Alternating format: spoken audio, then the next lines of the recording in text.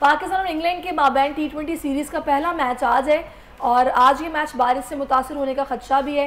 बरतानवी महकमा मौसमियात की रिपोर्ट के मुताबिक लीड्स में बारिश का 60% इम्कान है, तो दिन में बादल छाए रहेंगे। दोपहर को शुरू होने वाली बारिश वक्फे वक्फे से रात 12 बजे तक जारी रह सकती है। तो जनाब इंग्लैंड मेज़बान है और इंग्लैंड में आपको पता है बारिश बहुत होती है।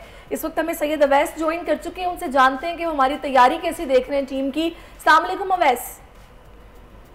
वालेकुम अस्सलाम, कैसी हैं आप? ठीक है, मैं अल्हम्दुलिल्लाह ठीक हूँ। अच्छा, मुझे बताइएगा कि वर्ल्ड कप से पहले ज़ाहिर है कि हमारे समझ ले प्रैक्टिस सेशंस ही चल रहे हैं, तो आप किस तरह देख रहे हैं टीम की परफॉर्मेंस को? अभी जो पीछे ज़ाहिर है एक दो सीरीज़ हमारी गुजरी भी हैं और अब इंग्लैंड है जो कि टफ हरीफ नहीं है या है, क्या कहते हैं? नहीं, इंग्लैंड तो बहुत टफ हरीफ है। आपको पता है T20 के अंदर जो फ्लाई पॉइंट सी वो क्रिकेट खेलते हैं, फ्लाई पॉइंट किस्म की आपको नजर आती है। उन्होंने क्रिकेट का बिल्कुल ही नक्शा तब्दील कर दिया है, चाहे वो टेस्ट क्रिकेट की आप बात करें, बेसबॉल क्रिकेट उनका फेमस स्टाइल है खेलने का। मुझे पता है अगर इंग्लैंड टीम को आप थोड़ा सा कंपेयर करूं, वो जो इंग्लैंड टीम होती थी थोड़ा सा डिप जरूर उनमें आया है। सच उनकी परफॉर्मेंसेस थोड़ी सी वैसी एग्रेसिवनेस आपको नजर नहीं आती, लेकिन इंडिविजुअल परफॉर्मेंसेस की बात करूं तो बटलर की बात करूं, हालिया आपको पता IPL हो रहा था जहां से वापस आए, उसमें बड़ी अच्छी परफॉर्मेंस थी। मोइन अली की बात करें, वो कहीं ना कहीं अच्छे फॉर्म में आपको नजर आते हैं। तो प्लेयर्स उनके पास हैं जो कि आपको एक मॉडर्न डे क्रिकेट जो हम स्टाइल ऑफ क्रिकेट की प्ले बात करते हैं वो आपको नजर आएगा। लेकिन वहीं अगर बटलर की बात करूं, उन्होंने एक स्टेटमेंट में भी कहा है कि पाकिस्तान टीम का हमें पता है कि वो एक बड़ी खतरनाक साइड आपको जानी जाती है। बॉलिंग यूनिट की बात करें तो बड़ा एक तगड़ा यूनिट है, क्योंकि इंग्लैंड हमेशा पाकिस्तान के लिए आपको पता है बड़ा अच्छा हंटिंग ग्राउंड रहा है। चाहे क्राउड सपोर्ट की बात करें, चाहे पाकिस्तान का स्टाइल ऑफ प्ले की बात करें, पाकिस्तान ने अच्छा वहाँ परफॉर्मेंस दिखाई हैं। अच्छा, मैं चाहूंगी अवैस थोड़ा सा मुझे ये बताएगा कि इन गोरों के बारे में तो यही मालूम है कि ये बड़ा टेक्स्ट बुक क्रिकेट खेलते हैं और जाहिर है अनडाउटेडली बहुत टफ टीम है ये। तो आप इस हवाले से हमारी तैयारी किस तरह की देख रहे हैं, कंडीशंस किस तरह की देख रहे हैं? वैसे तो बारिश की भी तवक्को की जा रही है, फिर हवा में नमी का तनासुब भी 92 तक होने की वजह से कहा जा रहा है कि प्रॉब्लम्स हो सकती हैं बॉलर्स को, फील्डर्स को। क्या आप इस हवाले से राय है आपकी? देखिए, हेडिंगली की जो विकेट है जहां पर पहला T20 आज खेला जाना है, 75% बारिश के चांसेस तो हैं, लेकिन इसलिए भी इंपॉर्टेंट है दो चीज़ें यहाँ पर। एक तो कंडीशंस को लेके, क्योंकि जब वहां पर ओवरकास्ट कंडीशंस होती हैं तो फास्ट बॉलर्स के लिए वो डेडली है जिस तरीके से स्विंग होता है। लेकिन अगर ओवरकास्ट कंडीशंस नहीं होती, क्योंकि अब तो ओवरकास्ट कंडीशंस अगर नहीं होती, धूप लगी रहती है, तो बैटिंग के लिए बड़ी ज़बरदस्त विकेट हो जाती है हेडिंगली की।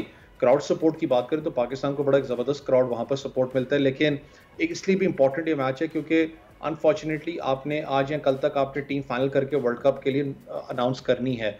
जो आपके गैरी कर्स्टन कोच हैं, मुझे पता है पाकिस्तान को डीपली स्टडी भी किया होगा उन्होंने, हर चीज़ है। लेकिन जब आप एक यूट्यूब की बात करूँ या कहीं की बात करूँ, एनालिसिस की बात करूँ, एक डिफरेंट होता है जब आप आई टू आई वॉच करते हो प्लेयर को, उसके एनालिसिस बिल्कुल डिफरेंट होते हैं। तो वो एक बड़ा चैलेंजिंग पोजीशन है उनके लिए। अनफॉर्चुनेट है कि अगर आज का मैच नहीं होता, वो मैच नहीं देख सकेंगे। अब मैं आई टू आई की बात कर रहा हूँ तो थोड़ा सा मैं कहता हूँ कि जरूर थोड़ा सा एक डाउट हो जाता है कि यार अच्छा, क्या करें। पिछली सीरीज में मैं ज़ाहिर है एक क्रिकेट एक्सपर्ट से बात कर रही थी तो वो मुझे कह रहे थे कि नसीम शाह को रेस्ट देना चाहिए, हसन अली को ट्राई करना चाहिए, पर वो भी को बहुत ज़्यादा मुझे नहीं लगता कि इम्प्रेस कर सके हैं। वो भी थोड़े ना एक्सपेंसिव ही रहे। शाहीन ने बड़ा अच्छा परफॉर्म किया, बाबर ने भी अच्छा परफॉर्म किया, रिजवान ने भी अच्छा परफॉर्म किया। अभी ये जो अब आगे आपको ये सीरीज़ नज़र आ रही है, इसमें आपके ख्याल में कौन से खिलाड़ी को रेस्ट देना चाहिए और किसको खिलाना चाहिए? देखिए, रेस्ट वाला तो मौका आपका खत्म हो चुका ना, क्योंकि आपने ये वो सीरीज है जो आप वर्ल्ड कप की तैयारी करें, वार्म अप मैचेस तो वहाँ पर खेल नहीं रहे आप इंग्लैंड के खिलाफ, और वो भी बड़ा तगड़ा स्क्वाड है इंग्लैंड का, उन्होंने सारे के सारे प्लेयर्स वापस बुलाए हैं, उनके खिलाफ आप खेल रहे हो। पाकिस्तानी फास्ट बॉलर्स की बात करूँ तो जो मुझे अब तक नजर आ रहा है, अगर आज हेडिंगली में अगर मैच होता है, ओवरकास्ट कंडीशन हो, तो पाकिस्तान 4 फास्ट बॉलर्स के साथ जाएगा। आपको ऑटोमेटिक सिलेक्शन आपके आमिर हैं, शाहीन शाह अफरीदी हैं, नसीम शाह और हारिस रऊफ होंगे, क्योंकि बड़ा स्ट्रॉन्ग आ रहा है कि हारिस रऊफ वापसी करेंगे टीम के लिए। हसन अली की बात करूँ तो रिसेंटली भी आपको पता है हसन अली को जिस तरीके की परफॉर्मेंस थी लास्ट अपना T20 मैच के अंदर 40 के करीब उन्होंने रन्स खाए थे।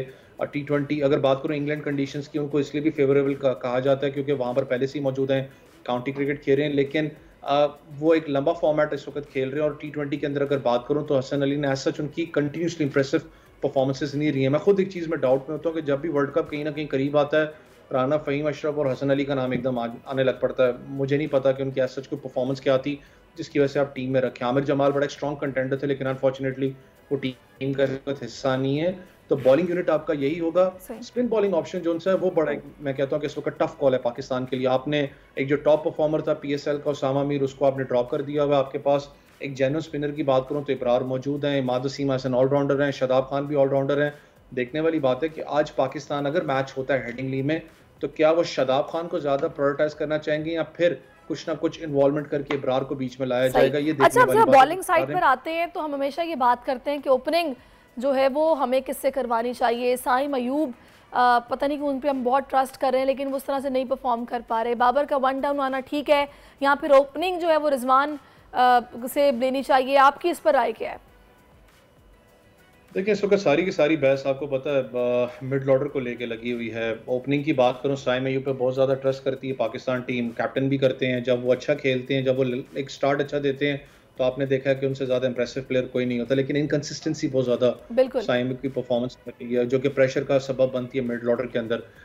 अगर बात करूं बाबर आजम रिजवान की, तो मैं उस हक में नहीं था कि उनको चेंज किया जाता, क्योंकि एक बड़ी ज़बरदस्त जोड़ी थी। आपके बहुत से एक अच्छे ओपनिंग पेयर्स भी आपको मिलते रहे, लेकिन जो मेरे लिए इस वक्त सबसे ज़्यादा इंपॉर्टेंट प्लेयर है वो उस्मान खान है, क्योंकि बार बार बात हो रही है उसके बारे में। आ भी रहा था कि ज़राए के मुताबिक उसको चांस दिया जाएगा इंग्लैंड के खिलाफ। मुझे पता है कि ज़्यादती थी कि आपने आयरलैंड के खिलाफ उसको चांस नहीं दिया, जाके वो अपना कॉन्फिडेंस रीगेन करता है। इंग्लैंड बड़ी तगड़ी साइड है, लेकिन ये वो साइड्स हैं जहाँ पर एक भी आपका अच्छी निक लगी तो आप बैक इन द फॉर्म बड़ा स्ट्रॉन्ग आते हो, तो बड़ा एक स्ट्रॉन्ग इम्पैक्ट उनका होगा।